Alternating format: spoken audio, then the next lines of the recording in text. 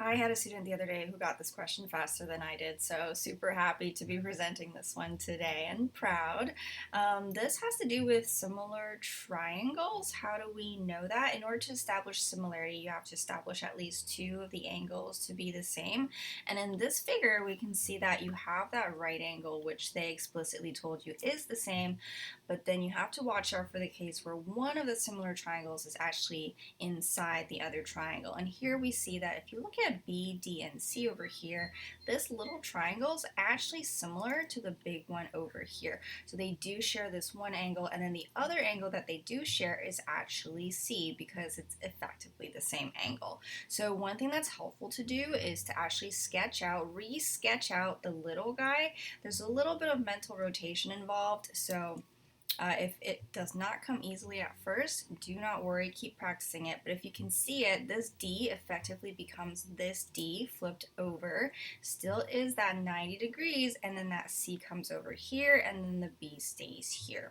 So now we're just going to fill in the stats with what they give us. BD is going to be 6, so I'm going to drop that 6 over here and over here as well.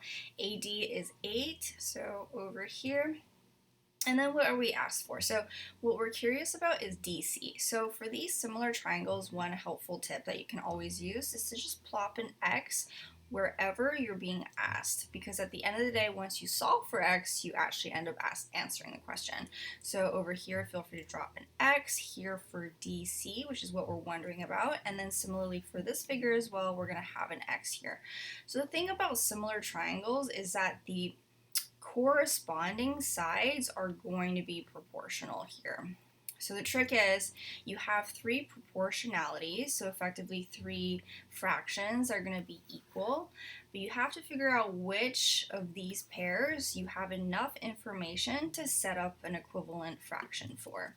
So here it's a little bit tricky because we have a 6 here, but we don't have anything here. We are wondering about X here, but we don't have anything here.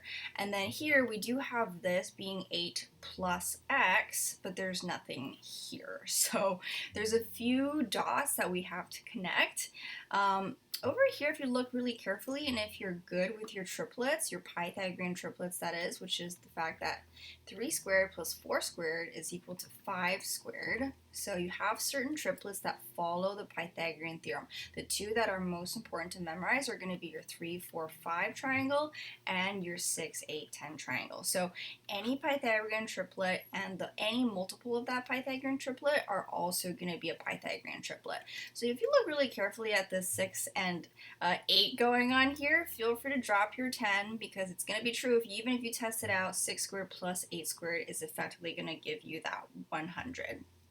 So knowing that this is 6, 8, 10 really does help us out because all of a sudden we can draw a fractional equivalency using the 10 and the 6. So if we say that to go from the large triangle to the small triangle is going to be a fraction of 10 to 6, we can similarly say to go from this side to this side is also going to be 10 over 6, except instead of doing that, we're going to fill it out with 8 plus x. And the issue is, what on earth are we going to do over here? So you're not going to be able to come up with a Pythagorean triplet for this one, but you can still feel free to use the Pythagorean theorem, which goes a squared plus b squared equals c squared. In other words, 6 squared plus x squared is going to be whatever this guy is going to be. So let's just write that as c. And then in order to solve for c, we can go ahead and just pop that square root on top of our 6 squared plus x squared. So that's essentially what I'm going to write over here. And now this is perfect for what I call a menu 3-1 function in your TI Inspire CXEAS calculator, or you could just drop an x over here, pop in your menu 3-1, which I have already done.